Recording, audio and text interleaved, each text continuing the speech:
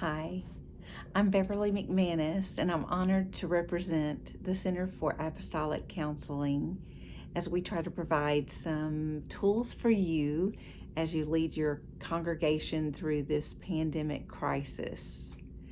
And we are using the EMMAUS model of trauma, and I have the letter E, which will stand for engage. So today we're going to talk a lot about engagement and how we can do that better in the face of crisis and what it looks like to provide engagement with our family and with one another and our congregation. I want to start with Luke 24:15. And it came to pass that while they communed together and reasoned, that Jesus drew near and went with them. So in this passage, it's clear that Jesus was communal. He enjoyed relationship. He drew near and went with them. In mental health language, we might say Jesus had a keen ability to connect with others with no indication of an attachment disorder. And attachment disorders often impair a person's ability to connect with others. But Jesus drew near, and not only did he draw near, but he went with them. He continued the journey with them. He was present for them in their pain and confusion, much like I believe he is present with us today. I think to properly engage with people, with a congregation, with your family, you need to assess the primary needs of the congregation. So understanding that in your community, what the primary needs may be are healthcare, mental health care, financial concerns, job loss, spiritual help, of course, prayer, and then they may be experiencing feelings of isolation and need encouragement. One of the things that we can do is to provide assistance for each one of those needs that we discussed and many more, is that we can find local resources that are offering emergency funding for people who have lost work, or we can find 800 numbers for those in mental crisis, and we can find employment agencies in our area that may be hiring. Also find devotionals or books that are helpful to provide scripture and biblical support during times of crisis. Keep those resources handy so that you can provide those when people come to you, and you don't have to feel like you have the answers.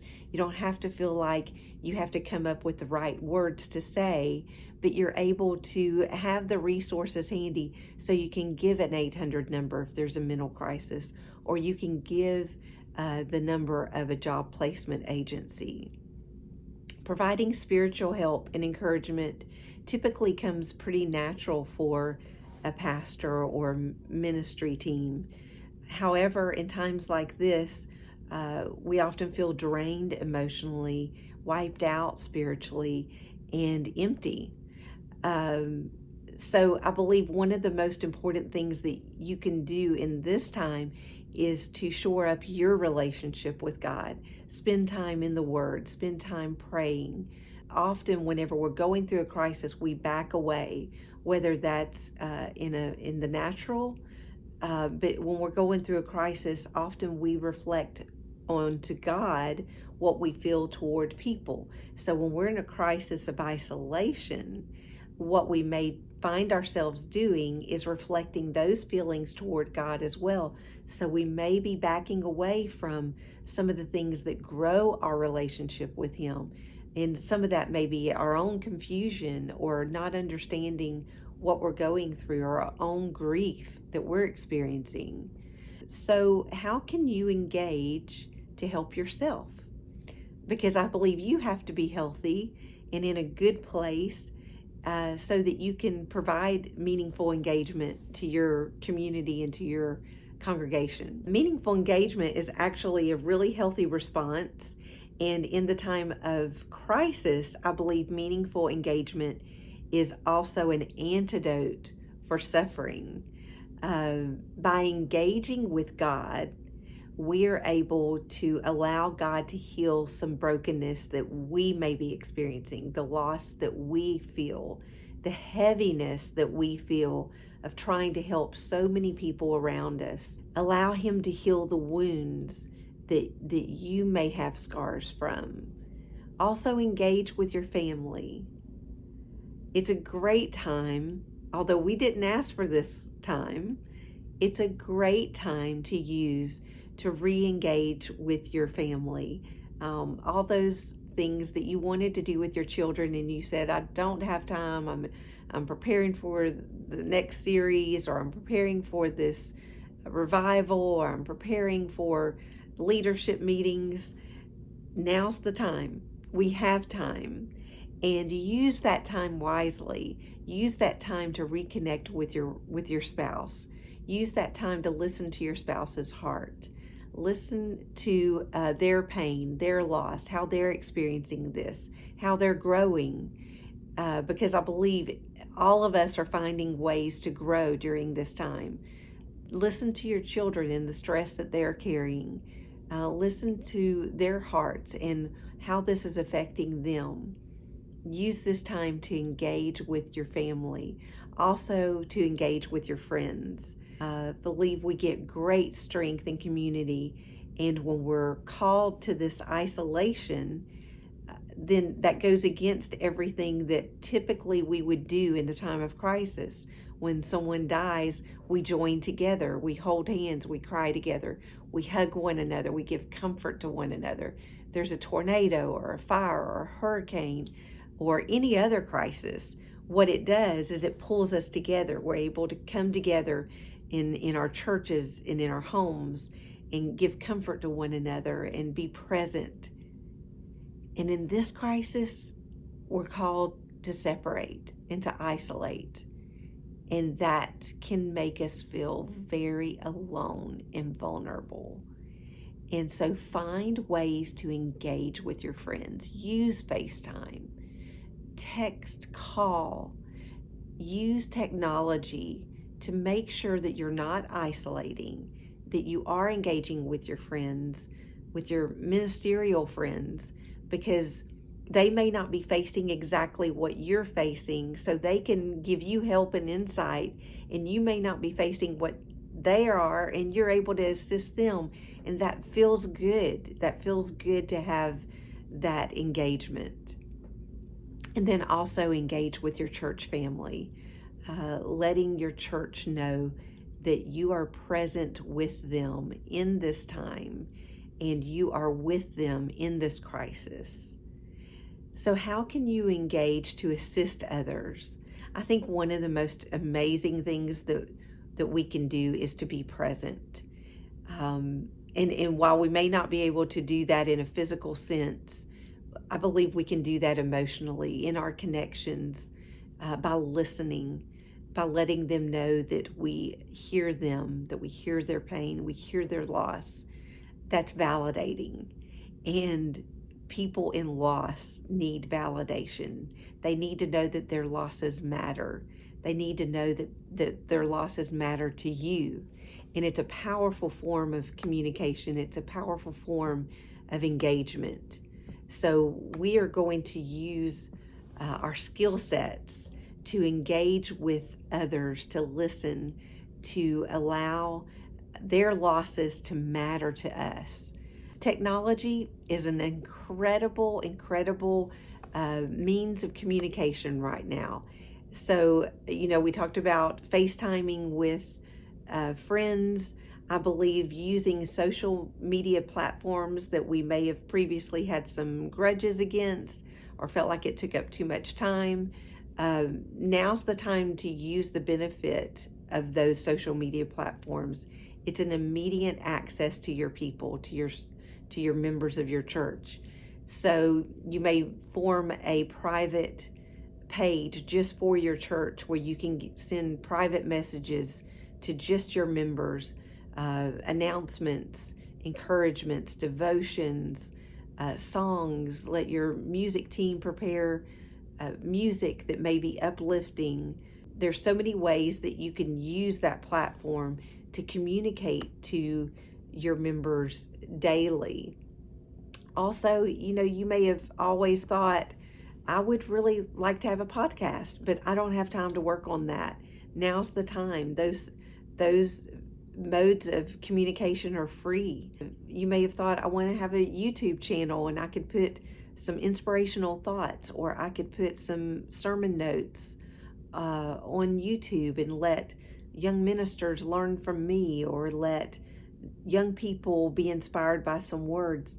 Then now is a great time to create that podcast or create that YouTube channel.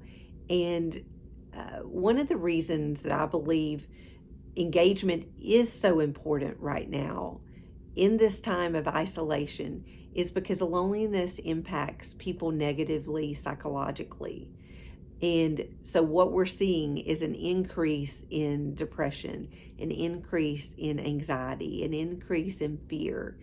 And when we feel that upsurge of negative emotion, it starts affecting us psychologically, but also physically. What we know about isolation is it has a very negative impact on physical stress as well. While the quarantine may be necessary for fighting off COVID-19, it may also be making us very vulnerable mentally. So we want to make sure that we are doing our part to engage and keep the people close to us. So why don't we talk about what may be blocking engagement with your family or with your congregation? It could be that before the quarantine was even in effect, you were dealing with your own depression, your own anxiety, your own oppression, your own family crisis or despair or fear. You may have been experiencing burnout or compassion fatigue, where you're exhausted from giving out and caring about others and giving of yourself and not feeling restored. Or you may be struggling with not knowing how to make a difference in such a difficult time that feels so overwhelming. The truth of it is, we all have what we may call cognitive overload right now. And cognitive overload happens whenever we're in a crisis that changes everything about the world as we know it. And certainly, absolutely everything around us has changed, and it's changed rapidly. So learn to separate your emotion from the facts. You may feel overwhelmed with the reality, but the fact is that God is an ever-present help in the time of trouble. You may feel paralyzed by fear, but the fact is that God promises to uphold us with his right hand. So face those fearful, anxious, self-defeating emotions with the facts and the truth of God's word. Your voice is valuable. Your calling is important. In fact, your voice is irreplaceable. God called you to this ministry. He called you to this city. He called you to this church. This pandemic does not change your calling. God will restore your vision. He will give you strength for the challenges that you face that feel so overwhelming right now. You may feel ill-equipped for the challenges, for your city and for your church, but God has already prepared you. He's already given you the skills. He goes before you. You have insight and wisdom you haven't even shared yet. He will give you compassion for others. He will give you the capacity to extend hope and encouragement. You may feel fearful, but fear is a liar. Joshua 1:9 says, "Have I not commanded you? Be strong and courageous. Do not be terrified. Do not be discouraged, for the Lord your God will go with you wherever you go." I understand that some of you may think this is not what you signed up for. This is more than you are able to manage. But God is calling you to take the next right step. Step out and engage. Engage with Him. Engage with your family. Engage with your church. Engage with your spouse. Allow communication that's both restorative and healing. Purpose to engage. Being present with the people in your life, your congregation, your family, your friends, your spouse, is the most important thing to do right now. They need you. And guess what? You need them. You need meaningful engagement to speak life back into the isolation and despair. You are a vessel of hope. Allow God to use you no matter how fractured you feel. You don't have to have this all figured out, because none of us do. We are all doing this as a faith walk. And I believe with all of my heart that engagement really is the antidote for this crisis. And so I'm asking you to step out in faith. Allow God to speak peace and strength into your heart, and allow Him to order your steps forward. May God richly bless you and keep you in His care. And we are praying for you, and we are here for you. God bless you.